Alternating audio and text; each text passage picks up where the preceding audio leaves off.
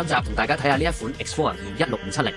勞力士 Explorer 系列係為咗探險家而設計嘅標款，自1971年首度推出 Explorer 2款式以嚟，多年嚟都係標迷最受歡迎嘅勞力士款式之一。探險家2自出產以嚟，由初代型號1655到最近期嘅第4代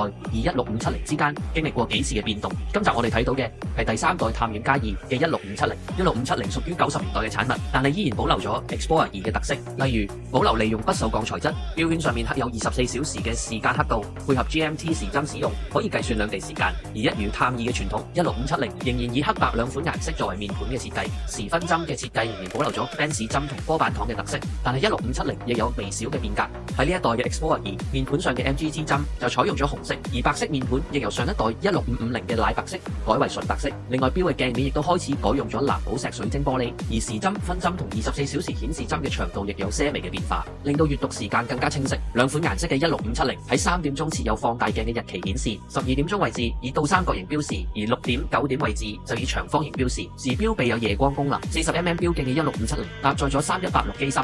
令到厚度降至6.45毫米，動力儲備提升到50小時。Explorer 2好快就踏入50週年，市場嘅預測到時勞力士將會推出50週年紀念版本，而舊款嘅 Explorer 2將會成為古董標款，被市場熱捧。經典嘅紅針款式 Explorer 216570，可算得上係探2系列嘅中古標款，未來嘅升值空間必定極具潛力。你仲唔把握機會入